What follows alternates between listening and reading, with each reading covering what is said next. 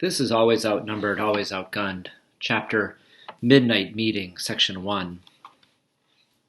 "I think we should go over there right now and shoot him in the head," Wright said.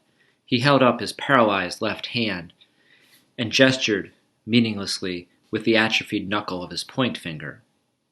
So his point finger is this finger, and a knuckle is this part of the finger. And atrophied means to have weak or no muscle left in it, and paralyzed means you can't move it. So when your hand gets paralyzed, you can't move it, and the muscles get weak, and so this atrophied knuckle means that the knuckle, this part of his finger, has grown really, really weak. "We can't do that, man," Markham Peel whined. He grabbed at the collar of his t-shirt and pulled on it until it stretched down far enough to reveal his weak, yellow-hued chest. Wright Burke and Stony Weil were sitting on the floor, with their backs against the wall, in Socrates Fortlow's small living room. Howard Shakur and Markham perched themselves on the couch that doubled for Socrates' bed. To perch is to sit on top of something. It was a poor man's room. The wallpaper had been pink at one time, but now it was worn down to shopping bag brown.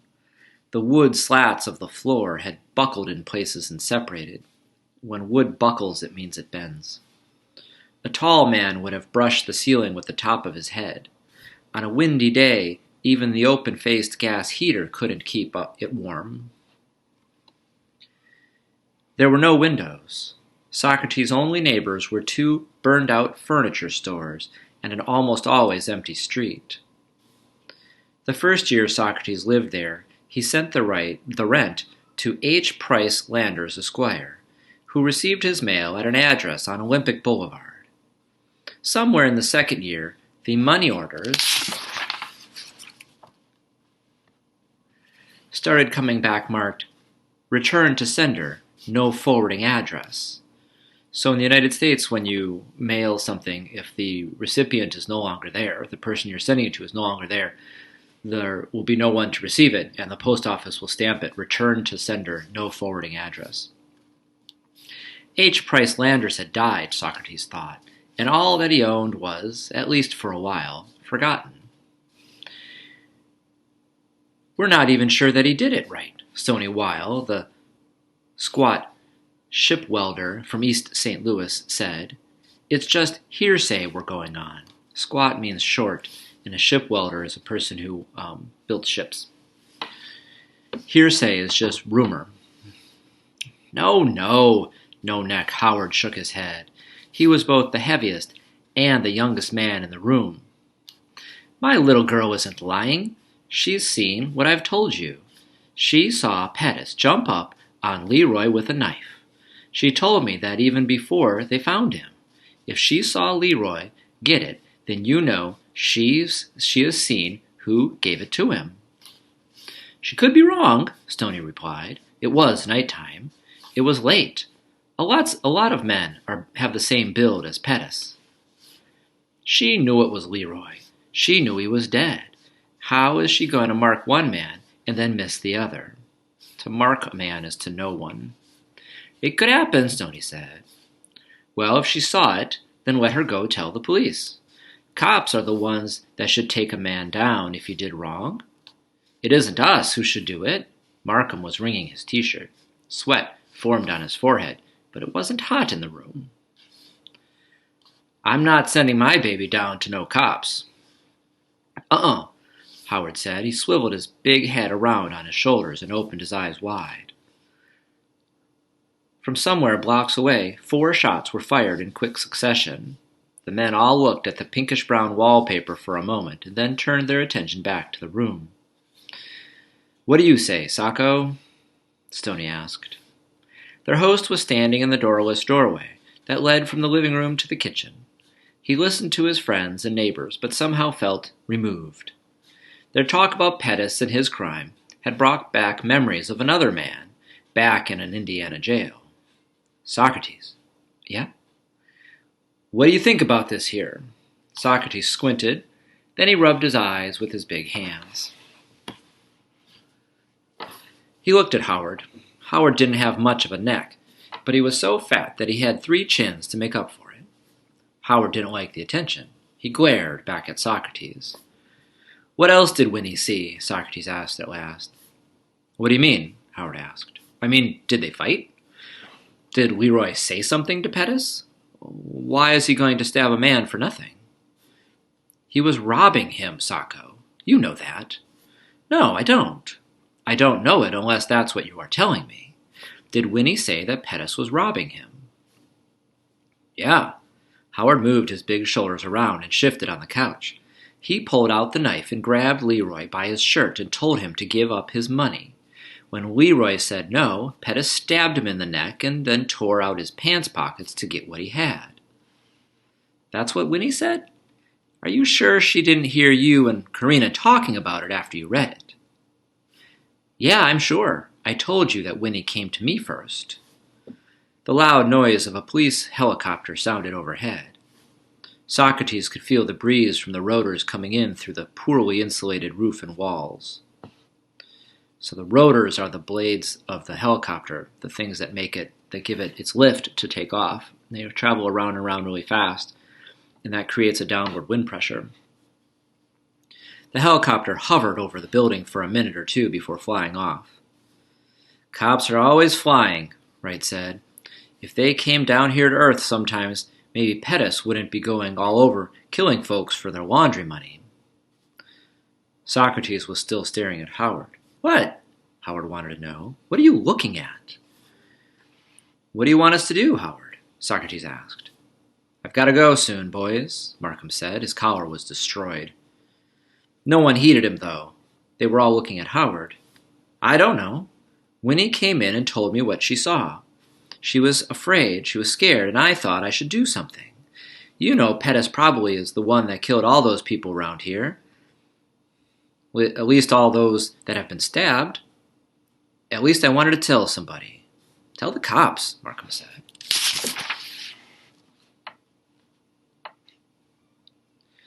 "I have a pistol in my night table drawer that has his name on the barrel." To have his name on the barrel means that Wright Burke wants to shoot Pettis. Wright Burke was the oldest among them, in his 70s. He had been a combat soldier in World War II. The left side of his body had been paralyzed by a stroke in 1984. Since then, he lived at Luvia's. She ran a kind of private retirement home in the neighborhood. Maybe we should just tell everybody about it," Stoney said. "Maybe then it'll just take care of itself." "Even I know that isn't going to help," cowardly Markham said. The other men grumbled their agreement.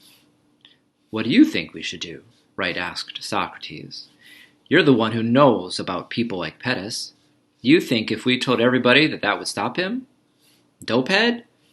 Socrates sneered. "No. A dopehead is someone who uses drugs a lot." "You think Howard should take Winnie and go to the police?" Socrates shook his head. All Pettis needs is a first-year lawyer to have that baby girl's testimony thrown out. He wouldn't even get to trial unless they have hard evidence. He'd be on the street in less than a week. And he'd be knocking on my door," Howard added. "Maybe not, Howard," Socrates said. "Dopehead doesn't usually carry a grudge.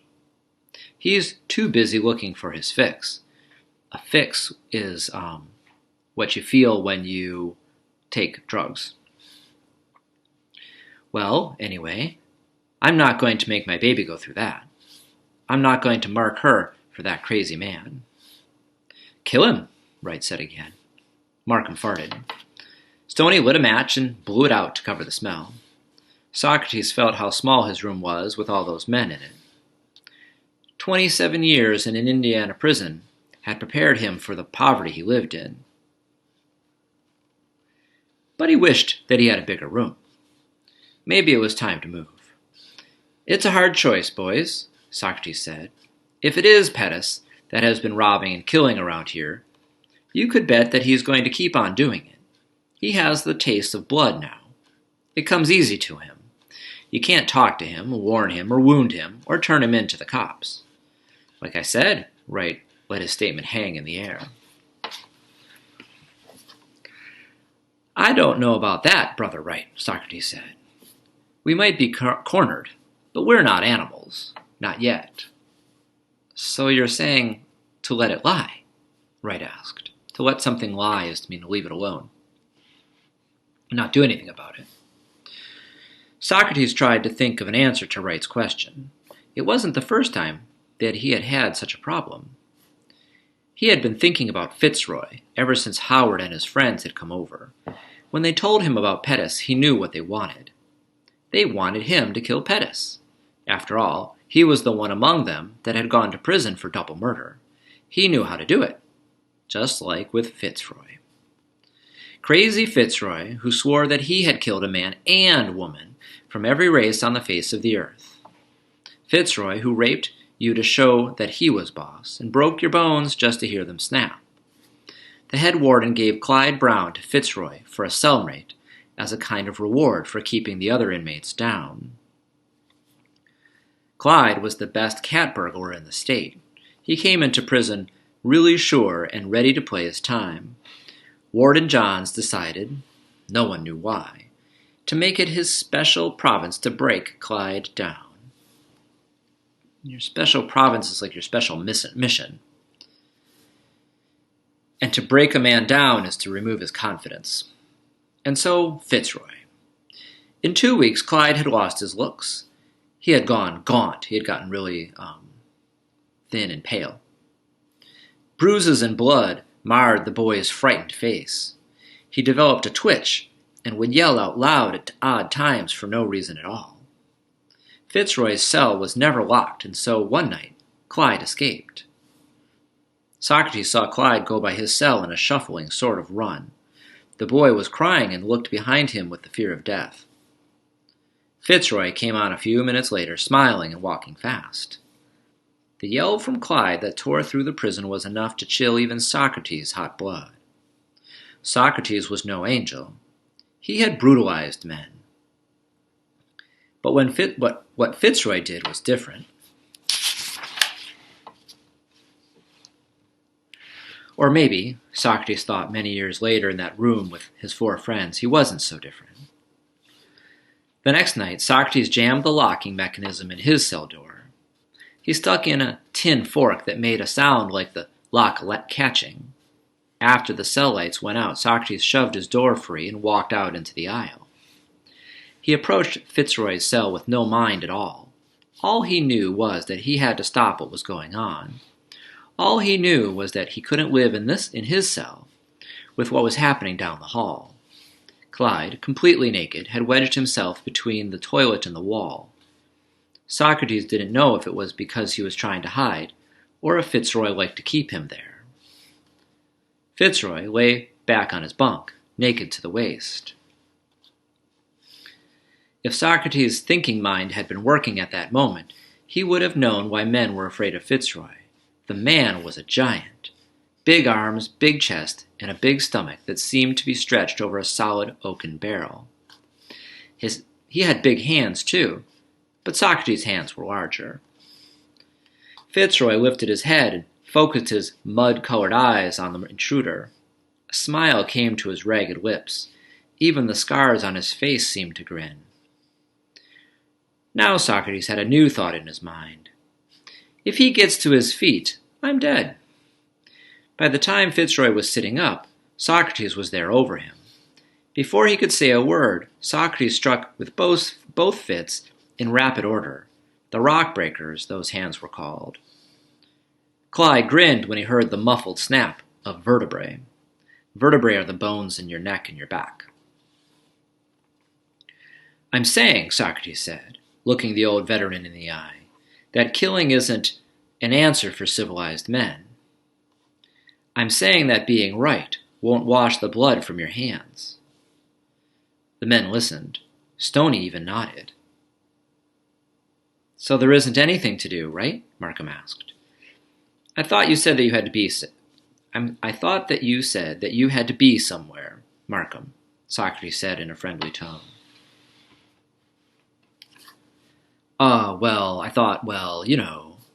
You can go on, brother. Socrates stepped aside to make a way through the door. We could play some checkers next week.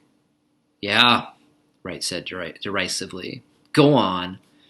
Derisively is making fun of. Wright's not happy with Markham's behavior. Well, my wife expects me home sometimes. Nobody spoke as Markham pushed himself up from the cushions. They were quiet as he pulled on his sweater and looked around the couch to make sure nothing had fallen out of his pockets. Markham tripped going through the doorway to the kitchen. Nobody said anything. Nobody moved to see if he was okay. No one spoke until they heard the door to the outside slam shut. Section 2. Man, Wright said, that coward needs to run home to his woman. Maybe he should send her down here. I don't know, man. Stoney coughed and ran his hand over his thick salt and pepper hair. Markham might be right, or might have been right. What could we do about dope addicts and killers? Yeah, Socrates said. At least Markham knows what he can do and what he can't. That's all I ever ask of a man. Tell me where you stand, that's all. You tell me where you stand, and then I know where I'm coming from. Wright and Stoney nodded their agreement. Howard just sat there, distrust and fear in his eyes. Because we don't want anyone that can't stand up to what has to be done, Socrates said. And just what is that? Howard asked. What's the biggest problem that a black man has? Socrates asked, as if the answer was plain as his wallpaper. A black woman, Wright said. They all laughed, even Socrates. The police, said Howard. Socrates smiled. Yeah. It's always trouble on the street and at home, too. But that isn't the problem, not really. So what is? Stoney asked. Being a man, that's what. Standing up and saying what it is we want and what it is we're not going to take. Say to who? Wright asked. To the cops? I don't believe in going to the cops over something like this here, Socrates said. A black man, no matter how bad he is, being brutalized by the cops is a hurt to all of us. Going to the cops over a brother is like asking for chains. Uh-huh. Stoney was frowning, trying to understand. Then who will we talk to? If not the cops, then a minister? Socrates just stared. I know, Howard said. What? Asked Stoney. He wants to go up to Pettis. He wants to talk to him. Socrates smiled like a teacher approving of his student's lesson. No, Wright said. How is talking to a killer going to help? He's the one we're mad at, Howard answered. He's the one that's done it. That's just it. Go up to the man and tell him we know who he is. Tell him that we're not going to take it. Tell him what you said, Wright? Tell him that he's just hanging by a thread. Are you with me? Socrates asked the man. No one said no. Socrates and his friends went to see Pettis the next afternoon. They came to the last door on the left-hand side of the Magnolia Terrace, a horseshoe-shaped court of cheap bungalow apartments. When they got there, Socrates turned to his companions and said, Let me do the talking. Then he knocked and waited. He knocked again. A group of 7 small children cruised by on plastic tricycles. They made squealing noises with their mouths and turned away, down the cracked cement lane that the 14 bungalows faced. A bungalow is a type of house. The thought of children near the dope fiend steeled Socrates. A dope fiend is a person who is very addicted to drugs. Who is it? A voice called from behind the door. Me, Pettis. Socrates Fortwell. What do you want, man? The husky voice whined. I'm sleeping in here. I have money in mind, Pettis, Socrates said. Money and how you could get me some. Or how you and me could get some. That's better. I got money on my mind, Pettis, Socrates said. Money and how you and me could get some. Stoney shifted from one foot to the other. Wright rubbed his nose with the back of his paralyzed hand. The door came open and the men behind Socrates squared off. To square off means to stand up straight and put your shoulders square or opposite against the person you're standing with. Pettis stood there dressed only in a white t-shirt and blue boxer shorts. Pettis had the doorknob in his left hand, a 6-inch carving knife in his right. He took a moment too long deciding whether to slam or to stab. In that moment of indecision, Socrates delivered a terrible uppercut to the young man's gut. A gut is another word for your stomach. The wind forced out of Pettus smelled like the breath of a corpse. A corpse is a dead person. The tallish, loose-skinned man hurtled or shot backwards and landed on the floor. Socrates walked in quickly and kicked the knife away. A teenage girl came running out of a closet. She was brown. She looked at Socrates as if maybe he was there for her. "Get your clothes on, girl," Socrates said, "and get out of here." Pettus was vomiting on the floor. "I thought you said that you just wanted to talk to him," Howard whispered in Socrates' ear. "This is talk, Howard. It's the way to get a tough boy like Pettus to pay attention." "Are you from my daddy?" the girl asked Socrates. She had pulled a short dress over her head. He looked at her for a moment.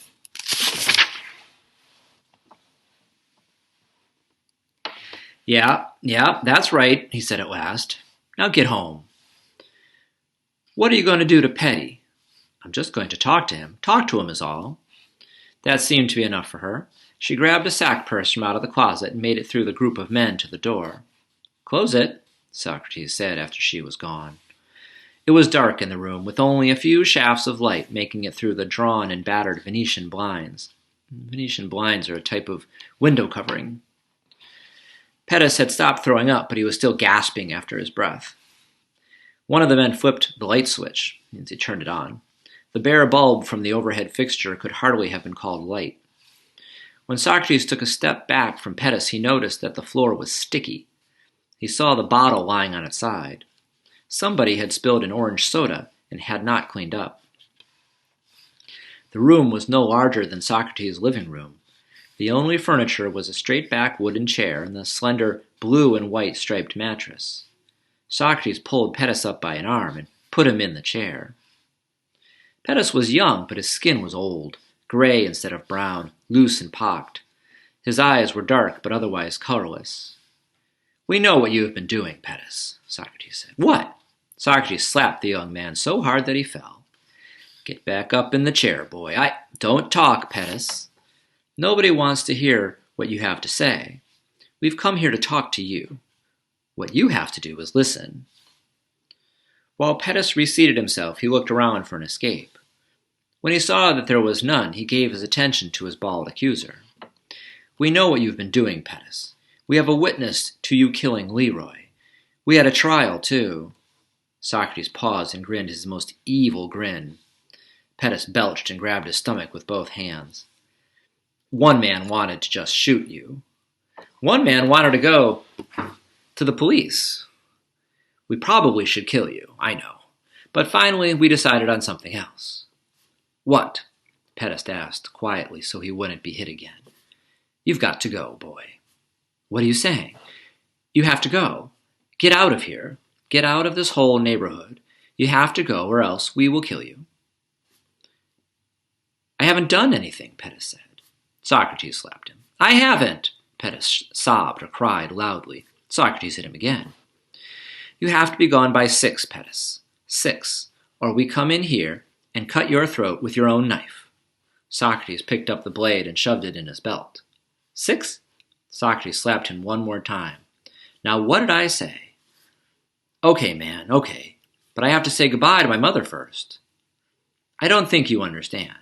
If I see you anywhere but on a bus out of Watts, I'm going to kill you. Kill you. There are 12 men behind me on this junkie. Us 4 and another 8 from our group. We're going to kill you if we see you. And your mother isn't going to stop that." Pettus had begun to shake. Socrates stood there for a good long while staring. He hated Pettus. Hated him.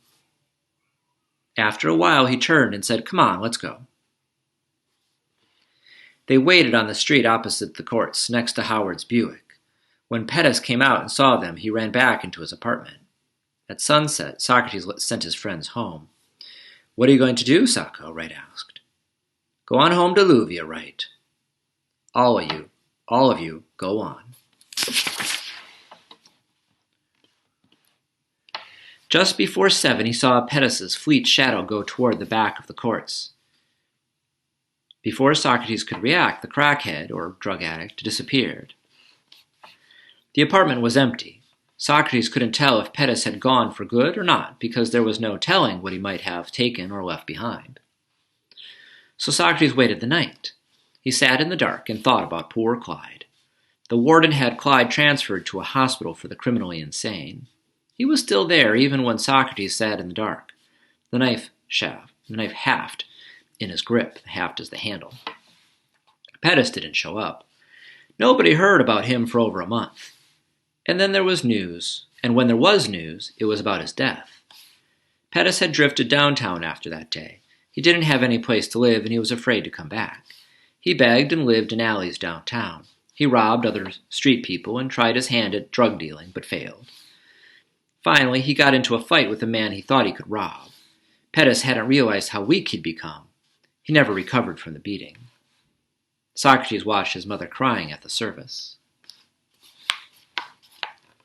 Section 4. Maybe we should have us a regular group meeting about problems like Pettis, Stoney said to Socrates one day as they were playing chess in South Park. It worked out good the first time. I don't think so, Stoney. No, I don't. Why not? We're not some kind of gang members, man. We can't live like that. We did what we had to do, but I don't know if I'd have the heart ever to do it again.